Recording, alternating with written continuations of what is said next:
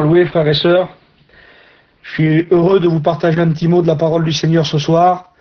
Voilà, j'ai su il n'y a pas longtemps que je devais faire la réunion. Je sais qu'il y a pas mal de frères qui sont pris, les frères font aussi des réunions à gauche à droite. C'est difficile de tenir le canal, mais bon, avec Donald et les frères et nos anciens, on essaie de tenir le cap, de faire. Voilà. Excusez-nous, c'est souvent on prend la parole, qu'on prêche, et parce que voilà, on est ici sur le canal, voilà, que Dieu soit loué. On est content de faire la réunion ensemble ce soir. Voilà, aujourd'hui, on a passé la journée à l'hôpital pour mon petit cousin qui s'est fait opérer, le fils à Franck. Dieu l'a béni, je le crois. L'opération s'est bien passée. Il faut continuer à prier pour lui, Anton.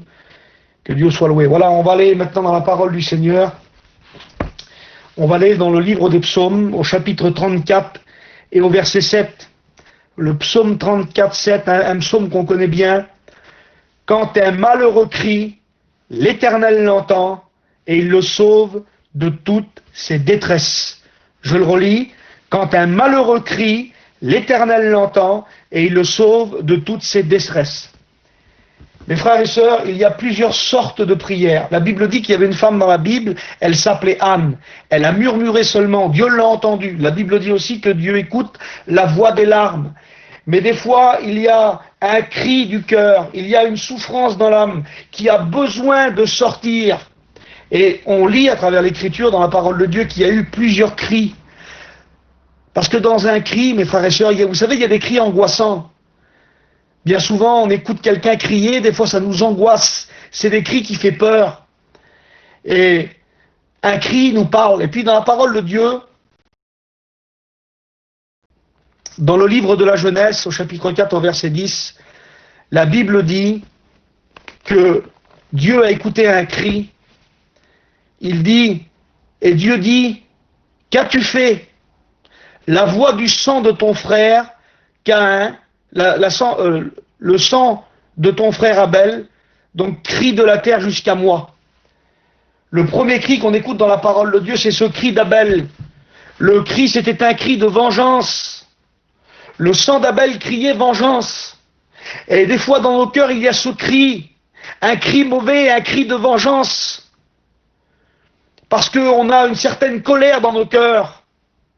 On en veut parce qu'on nous a fait du mal. Le cri d'Abel crie jusqu'à moi.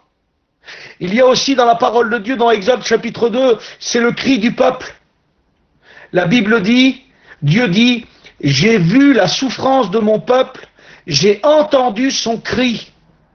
Et il y a peut-être ce soir dans ton cœur un cri de souffrance. Peut-être comme Abel, il y a un cri de vengeance parce qu'on t'a fait du mal, parce que tu as subi des injustices, et il y a ce cri de vengeance. Mais peut-être, comme le peuple, il y a un cri de souffrance. J'ai vu la souffrance de mon peuple, j'ai entendu son cri, dit la parole. Exode 2. Il y a peut-être dans ton cœur ce soir un cri de souffrance. Un cri de souffrance. Et je voudrais te dire que Dieu entend ce cri.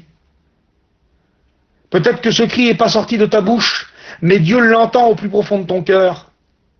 La Bible dit aussi dans les lamentations de Jérémie, dans le livre de Jérémie, au chapitre 20, au verset 8, le cri de Jérémie était un cri de lamentation.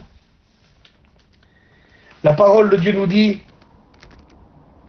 c'est Jérémie qui dit ça, dans Jérémie chapitre 20, verset 8, car toutes les fois que je parle, il faut que je crie.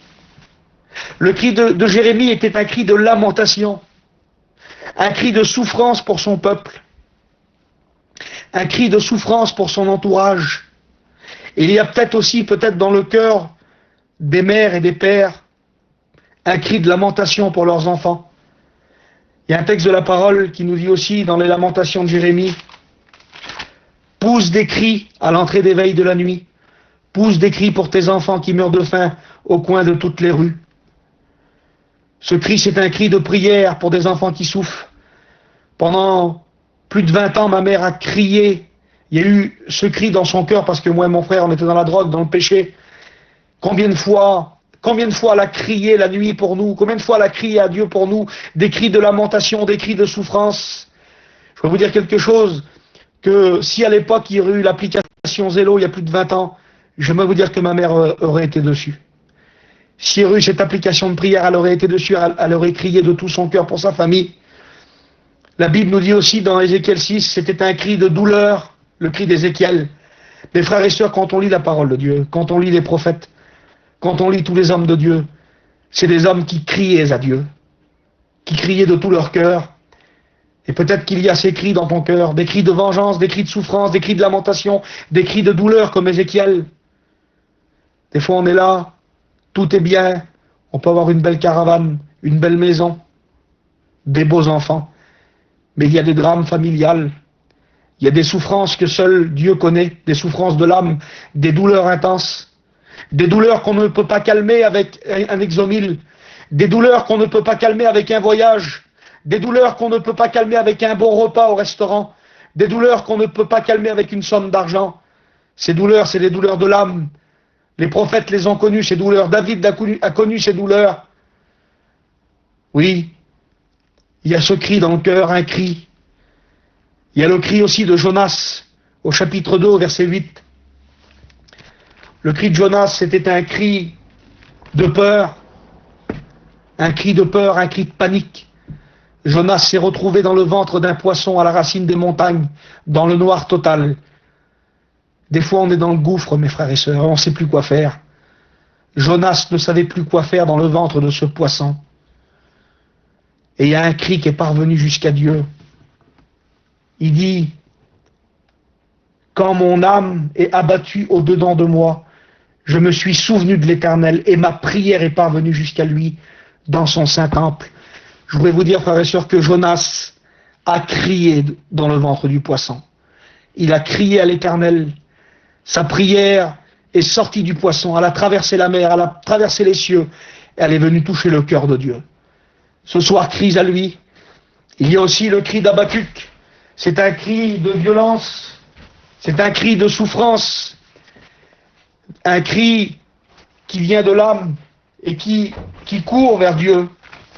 La Bible dit, c'est dans Habacuc au chapitre 1 et au verset 2. La Bible dit, jusqu'à quand, ô Éternel, j'ai crié.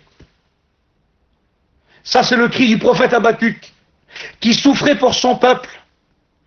Il va dire juste avant, au verset 1, oracle révélé à Habacuc. Il va dire au verset 3, pourquoi me fais-tu voir le mal? Pourquoi me fais-tu voir l'iniquité? Habacuc souffrait à cause de la souffrance qu'il y avait autour de lui. Il voyait le péché du peuple, il voyait les souffrances. Et vous savez, quand on regarde la misère autour de nous, il y a des choses qu'on n'a pas envie de voir. Et pourtant, nous les voyons. Et Habacuc dit ça à Dieu, Seigneur, pourquoi me fais-tu voir le péché? Pourquoi me fais-tu voir ces choses, Seigneur? Et il va crier, jusqu'à quand, ô Éternel, j'ai crié, et tu n'écoutes pas, j'ai crié vers toi à la violence, et tu ne secours pas. Bien souvent, des fois, on crie à Dieu, et il semblerait que la prière ne monte pas jusqu'en haut du toit, là, qu'elle reste là. Mais le psaume que je viens de vous lire, 34,7, prouve le contraire. Le psaume 34,7 prouve que Habacuc avait tort dans ce qu'il disait. Jusqu'à quand, Éternel, j'ai crié, tu n'écoutes pas? J'aimerais vous dire que l'Éternel écoutait le cri d'Habacuc. Comme l'Éternel écoute ton cri ce soir, il écoute ta douleur. Il sait que tu souffres à cause de tes enfants, il sait que tu souffres à cause de ta situation. Alors, je vais m'arrêter avec le dernier cri. Un cri qui englobe tout, mes frères et sœurs. Le cri d'Abel criait à la vengeance, Genèse 4,10. Le cri du peuple d'Israël criait la souffrance, Exode 2. Le cri de Jérémie était un cri de lamentation, Jérémie 20, verset 8. Le cri d'Ézéchiel était un cri de douleur, Ézéchiel chapitre 6. Le cri de Jonas était un cri de peur, Jonas chapitre 2, verset 8. Le cri d'Habacuc était un cri de violence, Habacuc chapitre 1, verset 2. Mais j'aimerais vous parler ce soir, pour terminer, d'un cri. Le cri d'un homme qui s'est fait, un homme de 33 ans, un homme pur, saint, qui n'a jamais péché. La Bible dit, c'est dans Luc chapitre 23, verset 33. Lorsqu'ils furent arrivés au lieu appelé Crâne, ils le crucifièrent là, ainsi que les deux malfaiteurs, l'un à droite et l'autre à gauche. Jésus dit, il a crié à Dieu, Père, pardonne-leur, car ils ne savent pas ce qu'ils font. Le cri de Jésus était un cri de pardon. Le cri de Jésus était un cri d'amour qui criait vers son Père, Père, pardonne-leur. Je voudrais vous dire, frères et sœurs, que si le cri d'Abel criait vengeance, le cri de Jésus criait pardon. Notre Jésus est un Dieu d'amour, un Dieu qui prend compassion de ses enfants. Il a crié, Père, pardonne-leur. Je veux vous dire, frères et sœurs, peu importe vos lacunes, vos fautes, tout ce que tu as fait, toutes les mauvaises pensées que tu as eues, le Seigneur t'aime et il crie, Père, pardonne-leur. Ce soir, toi qui es là, et on va terminer par la prière maintenant. J'ai prêché à des 10 minutes, c'est simple. Quand un malheureux crie, l'Éternel l'entend et il le délivre. Ce soir, il faudrait peut-être que tu cries de tout ton cœur au Seigneur. Un jour, j'ai dit ça à un garçon, je vous explique ce témoignage et on va prier. Un jour, j'ai dit ça à un garçon qui venait de perdre son frère de 27 ans, qui était dans une angoisse terrible, dans une peine terrible. Il avait prié Dieu, il avait demandé à Dieu, il ne se passait rien. Il m'a dit, Antoine, qu'est-ce qu'il faut que je fasse? Je ne sais plus quoi faire. Et je lui ai donné ce petit conseil, je lui ai dit, qu'est-ce que tu fais? Prends ta voiture, va dans un champ tout seul, et crie au Seigneur. Crie à Dieu de tout ton cœur, invoque-le de tout ton cœur, crie à Dieu. Et puis il l'a fait. Le lendemain, il a pris sa voiture, il était dans un champ tout seul. Il a crié au Seigneur de tout son cœur, et dans ce champ, mes frères et sœurs, dans ce champ, c'était en 2009, dans ce champ, cet homme, lorsqu'il a crié à Dieu, il a rencontré le Père, le Fils et le Saint-Esprit, il a rencontré Jésus ce jour-là. Il s'est tourné vers Dieu. Dieu a écouté son cri, Dieu l'a délivré, il l'a béni. Ce soir, crie à Dieu. Crie pour tes enfants. Crie pour ton foyer. Crie au Seigneur. Crie pour tes parents. Crions ensemble, frères et sœurs. Prions. Élève la voix comme une trompette, dit la Bible. Ésaïe 58.